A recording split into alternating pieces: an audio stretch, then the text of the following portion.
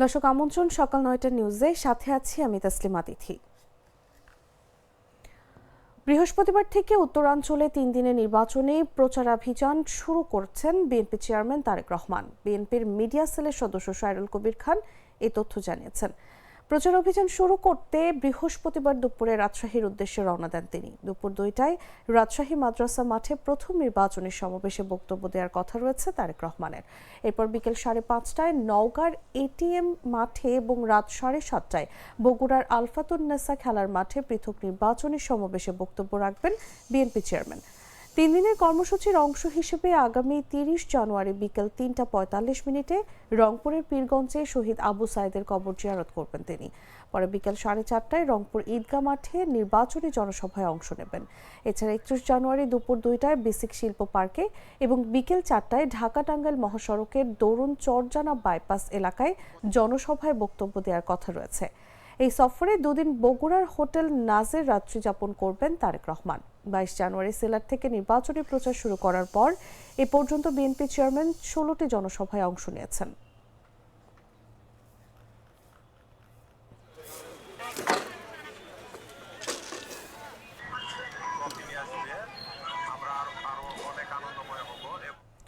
শেরপুর ৩ আসনে নির্বাচনী ইশতেহার মঞ্চে চেয়ারে বসাকে কেন্দ্র করে বিএনপি জামায়াত সংঘর্ষে শ্রীবর্দী উপজেলা জামায়াতের সেক্রেটারি মাওলানা রেজাউল করিম নিহত হওয়ার ঘটনায় বিক্ষোভ মিছিল করেছেন জগন্নাথ বিশ্ববিদ্যালয়ের শিক্ষার্থীরা।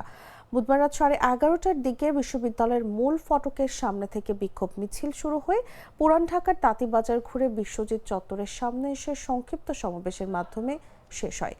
মিছিল চলাকালে শিক্ষার্থীরা হত্যাকাণ্ডের প্রতিবাদ জানিয়ে এবং দায়ীদের বিচারের দাবিতে নানা স্লোগান দেন।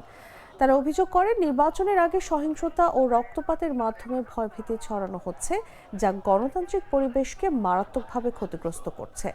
সমাবেশে বক্তারা বলেন, ভিন্ন মতের কারণে একজন মানুষকে নৃশংসভাবে হত্যা নতুন করে সন্ত্রাসী রাজনীতির ইঙ্গিত দিচ্ছে।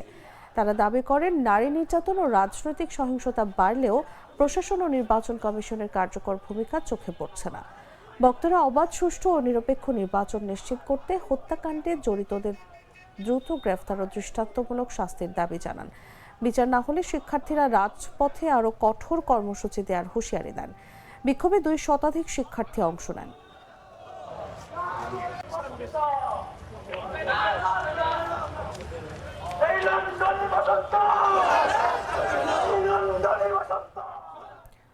বাগেরহাটে স্ত্রী ও সন্তানের মৃত্যুর ৫ দিন পর বাড়িতে ফিরেছেন নিষিদ্ধ সংগঠন ছাত্রলীগের সদর উপজেলার সভাপতি জুয়েল হাসান সাদ্দাম।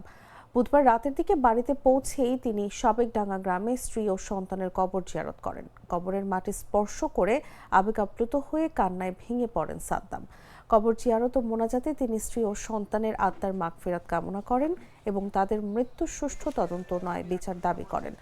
এ সময় সাদ্দামের পরিবারের সদস্য, শ্বশুরবাড়ির স্বজন এবং স্থানীয়রা উপস্থিত ছিলেন। পরে সাংবাদিকদের সঙ্গে আলাপকালে সাদ্দাম দাবি করেন, কারাবন্দী অবস্থায় স্ত্রী মানসিকভাবে ভেঙে পড়েছিলেন এবং তিনি মনে করেন এই মৃত্যু পরিকল্পিত হতে পারে। তিনি জানান, একাধিকবার জামিন আবেদন করলেও তা মঞ্জুর হয়নি এবং স্ত্রী সন্তানের মৃত্যুর পর জামিনে মুক্তি পেয়েছেন। সাদ্দাম নিজেকে নির্দোষ দাবি করে বলেন, সন্তানকে কোলে নেওয়ার সুযোগ না পাওয়ার বেদনা তাকে আজীবন তাড়িয়ে বেড়াবে। তিনি ঘটনার নিরপেক্ষ ও সুষ্ঠু তদন্তের আহ্বান জানান।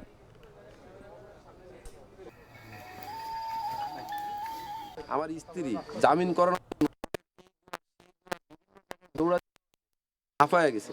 আমার স্ত্রী অনেক হতাশাগ্রস্ত ছিল।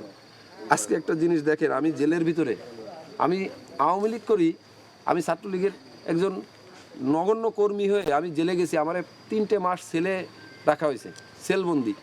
এবং আমার 3টা মাস, আমি তো রাষ্ট্রের নাগরিক, আমি তো ফোন কল সরকারের কাছে পাই, প্রতিটা আসামি এই ফোন কল পেয়ে থাকে। আমি তো সেই ফোন কল পাইনি। আজকে যদি আমি ফোন কলটা পাতাম, আমার স্ত্রীকে সান্ত্বনা তো আমি দিতে পারতাম। এবং আজকে আমি কেন এটা হবো, আমার এলাকাবাসী বলে যে সাদ্দাম কেন এতদিন জেলে থাকবে। তা আপনাদের কাছে দাবি যে এরকম স্ত্রী সন্তান যেন আর কারো না হারাতে হয়। আর এরকম আরেকটা বিষয়, কারাগারে 15 দিন পর সাক্ষাৎ, যেটা আমার কপালে অনেকদিন ছিল না এখন, কিন্তু কারাগারে যেন 7 দিন পর সাক্ষাৎটা হয়। 7 দিন পর সাক্ষাৎ হলে পরিবার হতাশাগ্রস্ত থেকে মুক্ত হবে। আসামিরা হতাশাগ্রস্ত থেকে মুক্ত হবে।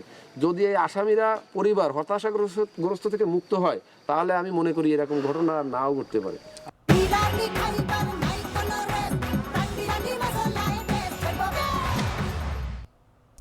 জানাবো খেলার খবর।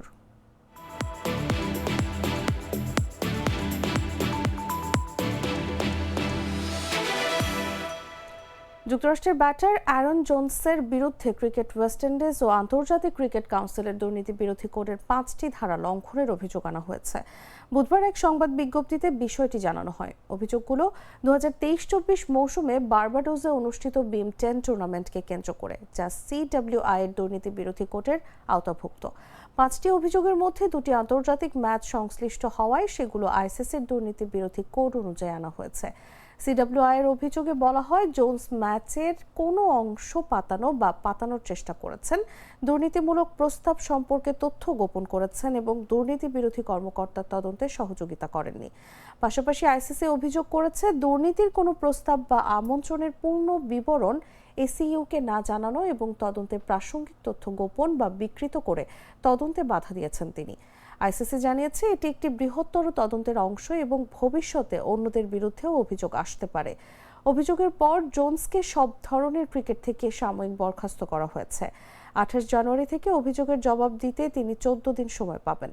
31 বছর বয়সী জোন্স যুক্তরাষ্ট্রের হয়ে 100টি আন্তর্জাতিক ম্যাচ খেলেছেন এবং বিভিন্ন ফ্র্যাঞ্চাইজি লিগে অংশ নিয়েছেন।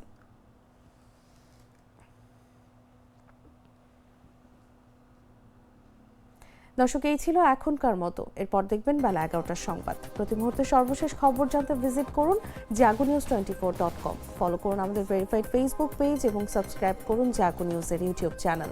ধন্যবাদ সবাইকে।